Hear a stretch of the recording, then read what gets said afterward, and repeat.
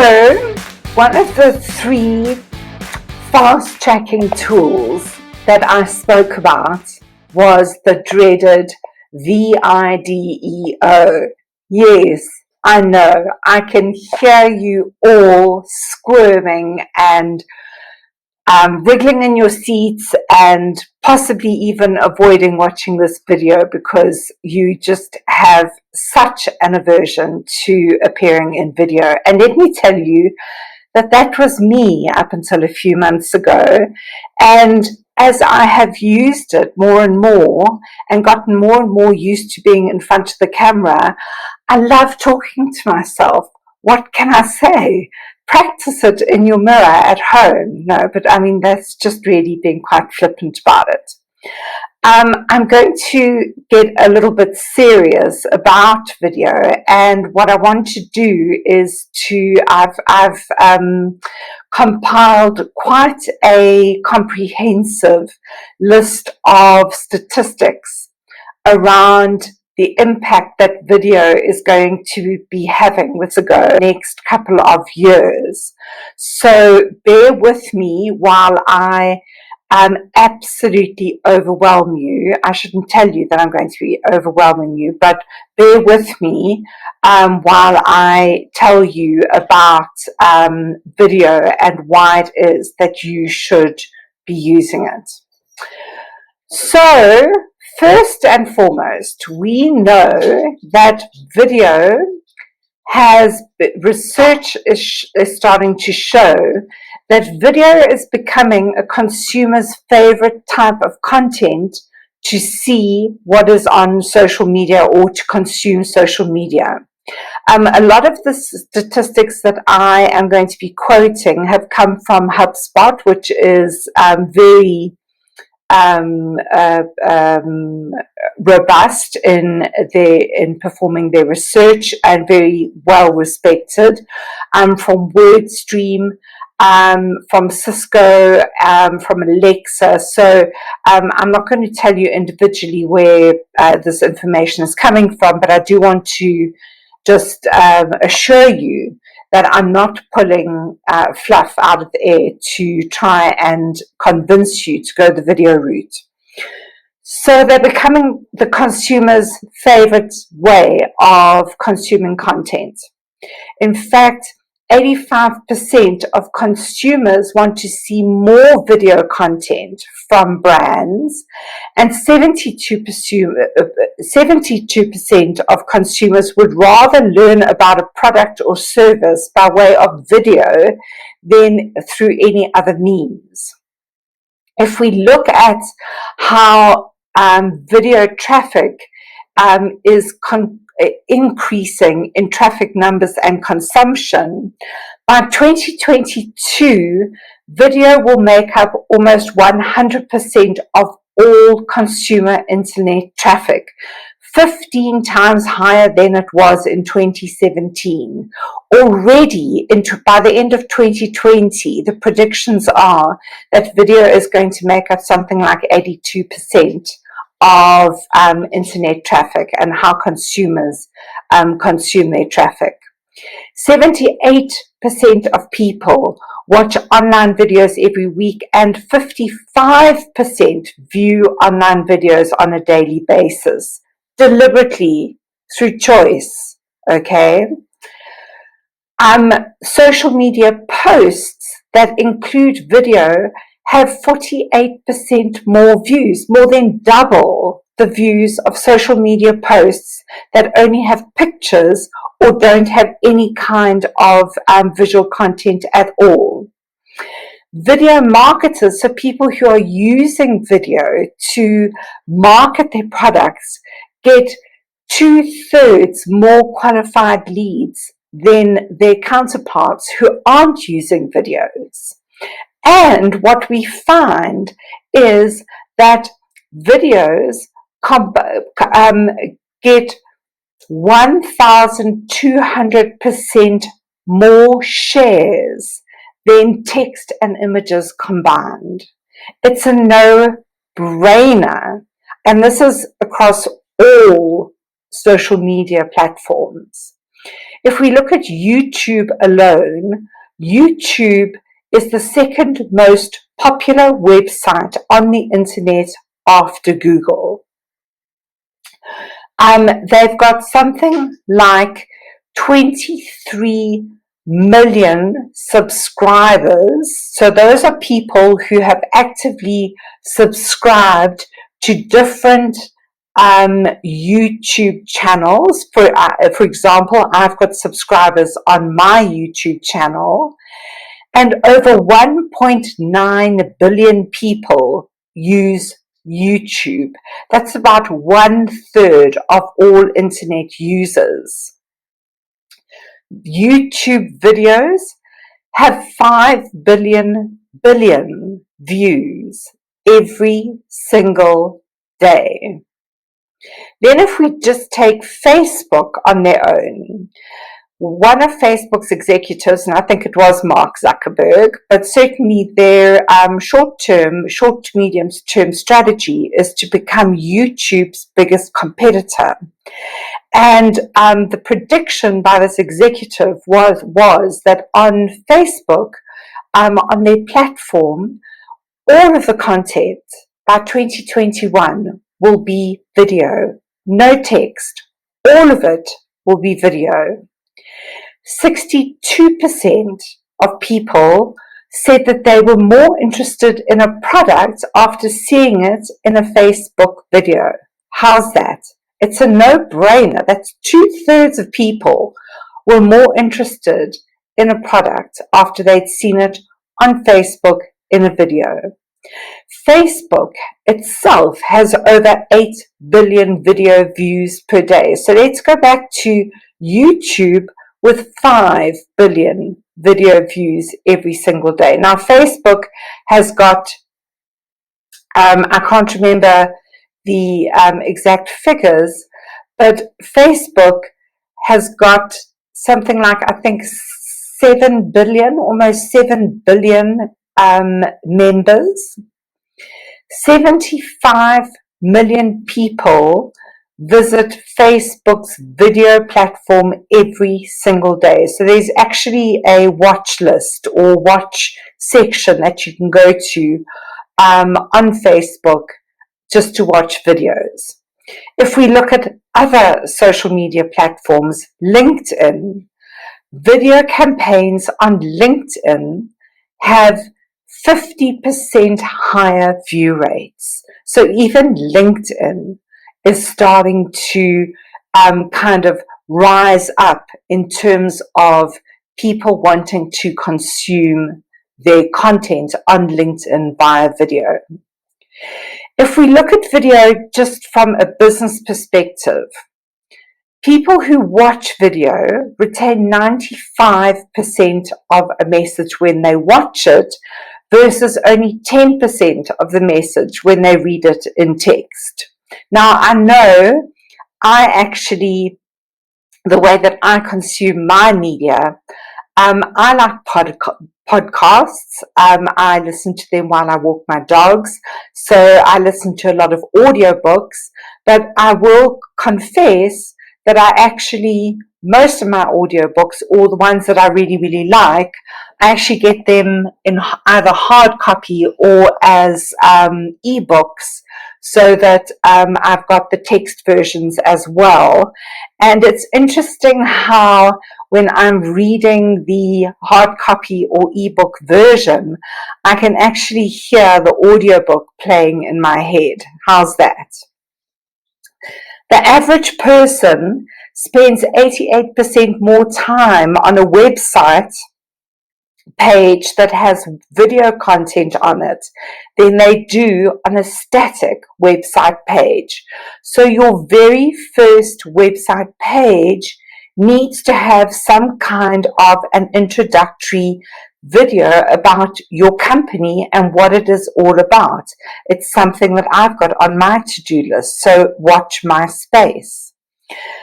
Videos attract 300% more traffic to websites, and they help to nurture leads. Remember, we spoke about 66% of people who watch videos become active leads, active potential clients.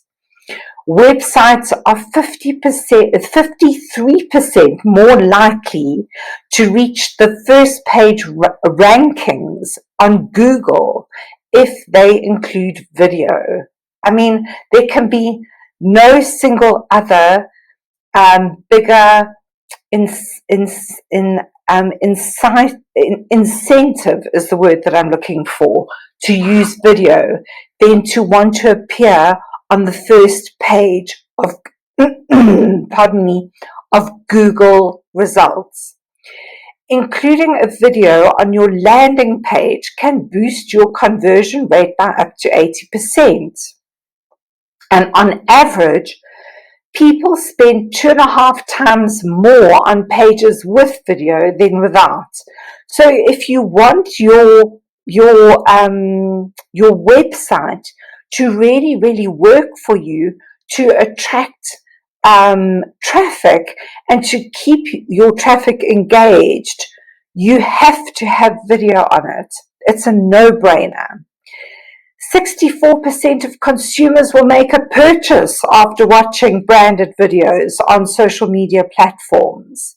Nearly 50% of internet users look for video related to a product or service before visiting a store or purchasing it online. How many of you have done that? How many of you have gone onto YouTube and looked up a particular product before actually making your final purchase decision? 73% of business-to-business marketers report that video positively impacts their return on investment. 25% of companies are publishing videos every single week. I am. Every single week on a Thursday at lunchtime, 1 p.m., I'm publishing a new video. And you know how I see it?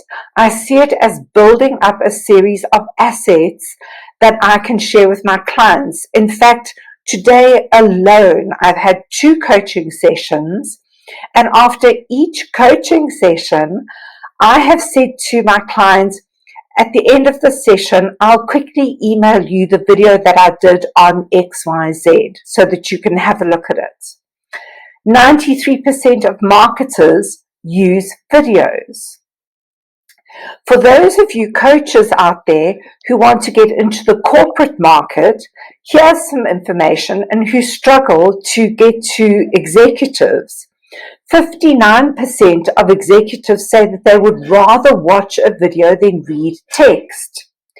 65% of executives have then actually gone onto the marketer's website. So if they've come across something, a video on LinkedIn or a video in a Google search, 65% of executives have then gone onto the marketer's website, and 39% have actually contacted the marketer after watching the video.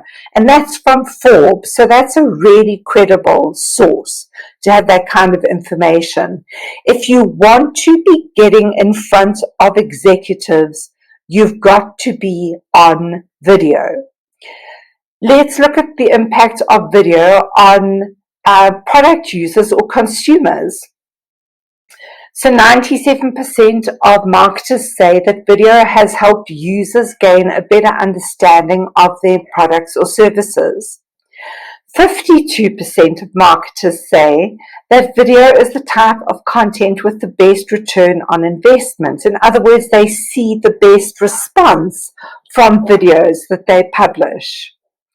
Adding videos to your emails alone can increase click rates by 300%.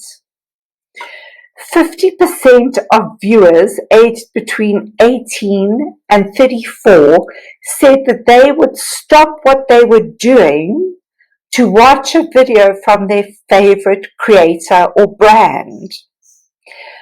Just a couple of other things that are useful to know, and I know that I'm overwhelming you, but the point, I think you must be getting my point by now, that video is a winning strategy. Heaven alone knows what's going to come after video, but here are some things that are useful to know.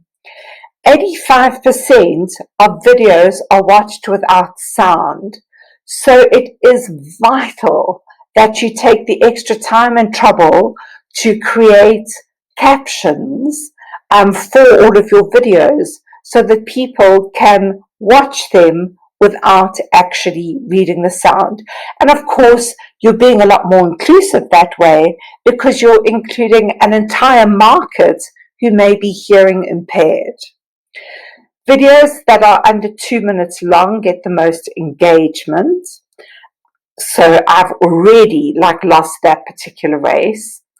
33% of viewers will stop watching a video after 30 seconds if you don't catch their attention. 45% will stop watching after 1 minute, and 60% will stop watching a video after 2 minutes, unless it's something they specifically want to learn about. So I'm talking here more about videos that are deliberately advertising or marketing something. CNBC tells us that 65% of viewers skip online video ads as soon as they possibly can.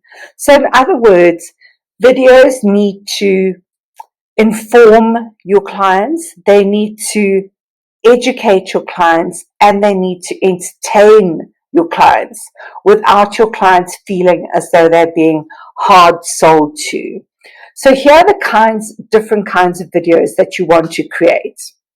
You really need to have a brand video that tells people via video more or less what you already are saying on your About You page on your website.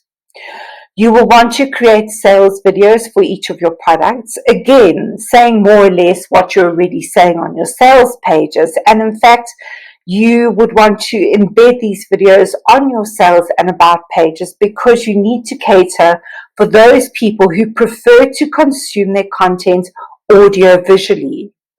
I will give you an outline, a rough outline for both of these types of videos in a PDF below this video, as well as the outline that I used to use to base my weekly value videos on, the ones that I do on my Facebook business page. But what's happened over time is as I kind of grew up, my own style took over, and I use the weekly video outline purely as a guideline rather than something that I stick to,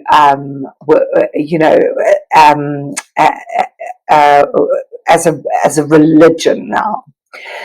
And when you really, really get grown up, you might want to consider creating something like an evergreen webinar sales funnel that will sell your products for you while you sleep. But that's a whole topic and training for another day. And there are so many moving parts to a webinar sales funnel that it is quite advanced, and it might even be worth your while outsourcing that to somebody who knows exactly what you're doing.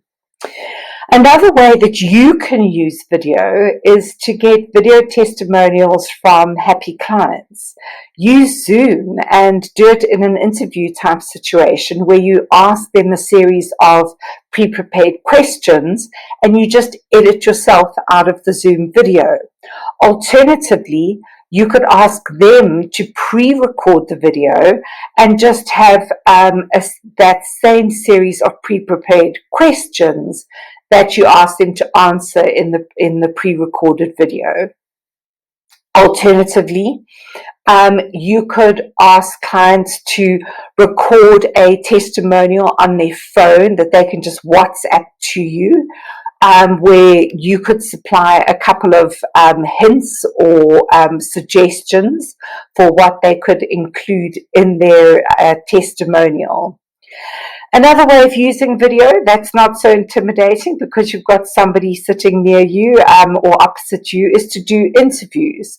It's so much easier to have someone to talk to. You can respond to them, someone you can laugh with, tell a joke with, reminisce with. It just really, really makes life a lot easier.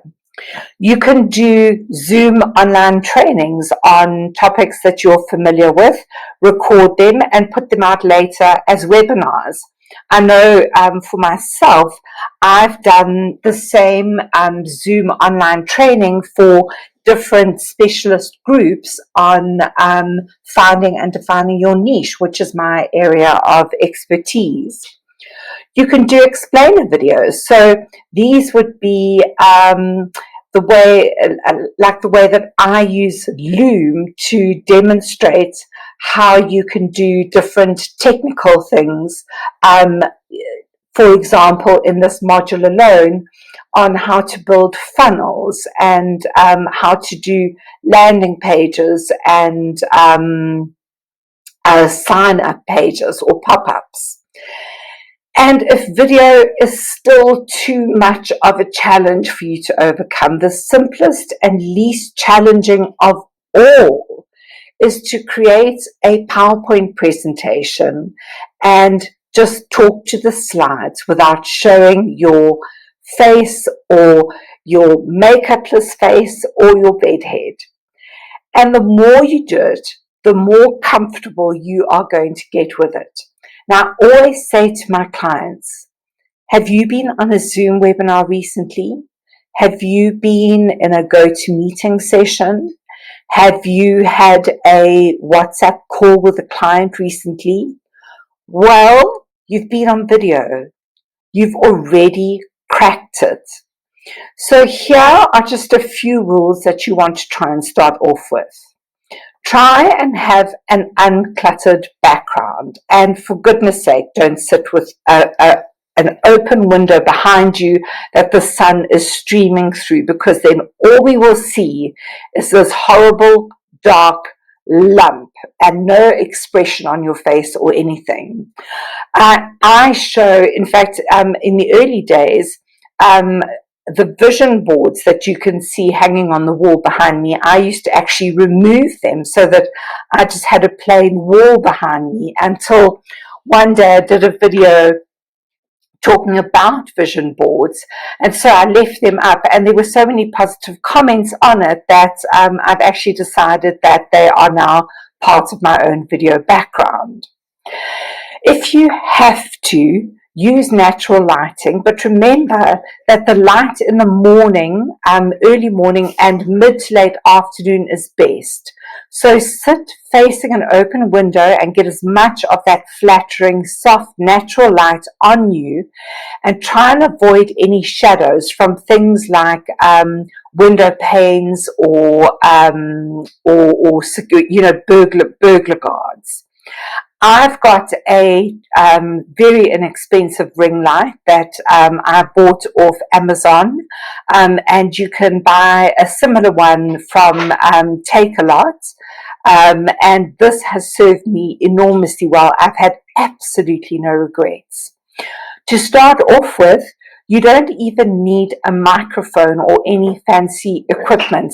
On most computers, on laptops, the built-in microphones work perfectly well. Although I have invested in a lapel mic, you can see it, it's down here. You'll see it perching in different places in different videos, depending on what I'm wearing. I bought a lapel mic just to try and keep out background noise, but a lot of the professionals even just use their earphones from their cell phones that have got the built-in mic, the two earphones dangling from their cell phones with the built-in mic. I don't like using that personally, because it gives me some kind of almost like I've got blocked ears. But that's just my personal preference, and it might just be the make and format of the built-in, of the headphones that I use. But if that's what the professionals, some of the top professionals are using, really, why do you need to go to all this enormous expense to create an entire recording studio for yourself? You really can do an enormous amount with very little. I've included a series of photographs below as well as a resource for you from a particular woman who uses a wardrobe stylist. I came across her just the other day, and I'm definitely going to be following in her footsteps because she has nailed it, or at least her wardrobe stylist has nailed her wardrobe to show you just how much an interesting neckline can do to contribute towards the overall look and feel and professionalism of a video. I absolutely love what she does. It's clean, uncluttered, it's interesting, it's flattering, it just is so clever. And there's nothing stopping you from going to a dressmaker and getting a couple of tops made in a similar style. But I get it. As many tips as I can give you on how easy to make it, to create a video, there's still that mindset thing. So let me share a couple of secrets with you.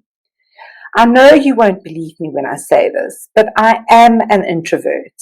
I prefer to spend my time curled up on my bed, in my bedroom, or otherwise on the veranda, surrounded by my dogs, with my computers around me, my books strewn around me where I can quickly kind of grab them and scribble notes in them. I am quite far on the introvert scale. And I know because I've done quite a few assessments, and I'm happiest when I don't have anybody around me and don't have anyone disturbing me in any way or making demands on me. I also flipping hate putting makeup on. I hate the feel of it on my skin. It feels like I am destroying my skin's ozone layer or something. Although I have to acknowledge that I look 1,000,000 times better when I'm properly made up. So I have to face facts and pollute my face.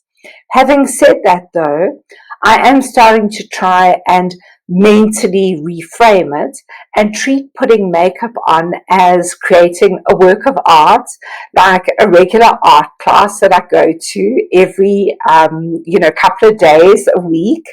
And sometimes I'm quite pleased with the outcomes that I create. It must be similar to how a painting conservationist feels when they've removed an imperfection from a precious work of art, the way that I feel that I've created what I've created when I've put makeup on. And in fact, with some clients, I've even suggested that they book a series of tutorials with the likes of MAC or Bobbi Brown makeup artists, film the tutorials on their phones, and then they can do their best to replicate the looks that the professional makeup artists create through their, by watching the tutorials again and again on their phones. Practice makes perfect. I'm also really self-conscious about my figure, my double chin, the wrinkles around my eyes, and all sorts of other things. But thank God for Facebook Live and the filters that take decades off your face. And let me just show you very, very quickly. I'll go onto Facebook. I've clicked on live, and when you set up to do a live, there are these filters. There's a little kind of star icon that you can press on at the bottom, and then there is a facial mask that you can press on, and you can scroll through a whole lot of different filters that'll give you different looks. Like there's one that will give you this lady here makes you look a little bit like your makeup is on. There is, sorry about the background noise, there's this filter here that gives you really full lips. There is, there's even a vampire filter. There is, now this one here is my favorite filter. It's been created by a person called Paige Piskin, and it takes absolute decades off you. I mean, if I look at myself now, I'm just admiring my face, comparing what I'm seeing on my computer, but there are loads of filters. Just go onto Facebook and play around with them, and they will make you look sometimes like a completely different person. In fact, there are times with some of the filters you don't even need to put makeup on to start off with, because it actually gives you the look of having makeup on. And you can find filters that are really, really flattering for you. There's also a setting in Zoom where you can tell it to make you look as good as possible. Just go through all of your settings, and I will drop a screenshot later to show you where to find the Zoom setting that will make you, that'll make the best of you. You know, basically, bear in mind that the people who want you to use this stuff, and these are, so Facebook creates its own Facebook Live thing. Their long-term strategy is to get you using video on Facebook. They want to give you as many resources and as many advantages as absolutely possible to get you to use their video software. So they know how we feel about it, and they want to bend over backwards to accommodate us. And I must also say that some of the most attractive and beautiful women that I know who regularly use video in their online businesses have huge hang-ups about how they look. So sometimes we need to just get over ourselves, put our big girl panties on, get out there, and keep our bigger goal, our bigger business why in mind, which is what? It's being of service to our clients. It's sharing our knowledge, and it's helping our clients to develop one video at a time. Here are just a few other smaller tips that I came up with. So mostly I sit and record my videos sitting at my desk. It suits me. I'm comfortable. I have a particular way of sitting where I cross one leg underneath me, and every now and again you see me kind of shifting around in my seat when my leg's gone dead. The lighting is all set up at the right height. I can put my laptop at the right height. I've actually got a pile of books that that I have curated that sit on my bookshelf, that I know I've just got to pull off my bookshelf, that puts my laptop at exactly the right height for a 30 to 45 degree angle between the level of my eyes and the level of the camera on my laptop. That's one of the most flattering angles. But sometimes it can be fun to record your video if you are standing up, provided you don't hop around like a demented bunny the whole time. And if you are a naturally active and quite physical person, it might be an idea to, I lost my microphone. It's happened to me quite a lot today. It might be an idea to find a bookshelf, not bookshelf, but a a chest of drawers that you can stand at, that you can put in a place that will give you a flattering background, and that is at exactly the right height for you to get that flattering camera angle with that slightly raised sort of 30 to 45 degree angle. Other people use bar stools to give their upper bodies more freedom of expression, and also, of course, to make them sit up straight, because, you know, slouching in your chair, as I was doing comfortably, you know, some people slouch in quite, what's the word, an unflattering way. So consider perching on a bar stool, because it's going to force you to sit upright. You might even want to use one of those huge, big, round soft gym balls. But take your pick and mix it up. Find what suits you best and brings out your most natural style. Finally, if you are worried about forgetting what it is that you want to say, or about leaving out an important point, you can actually turn your laptop into a teleprompter. But heed my warning. You have to experiment with the speed. The program that you can use, it's completely free, is called cueprompter.com.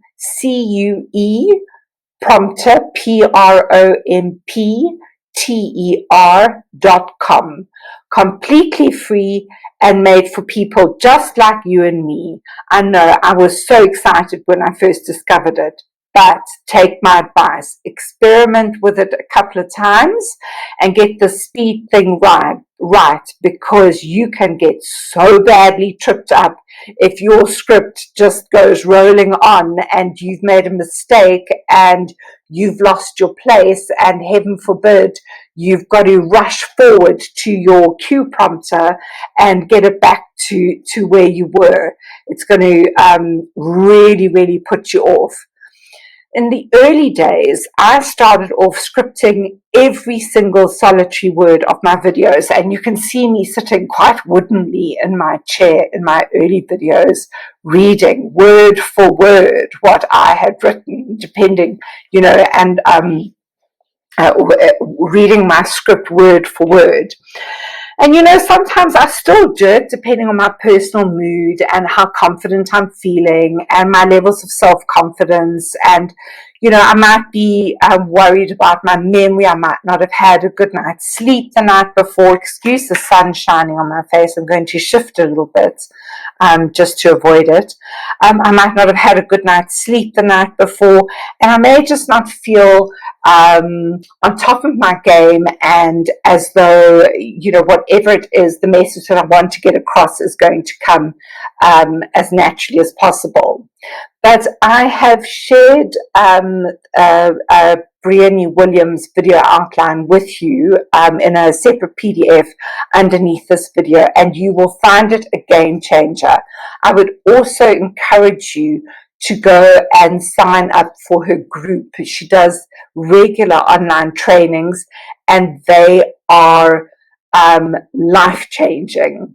So stick to videos, stick to it for a while, and you will slowly find your own style will start to take over, and you won't need to stick so rigorously to an outline or to a script.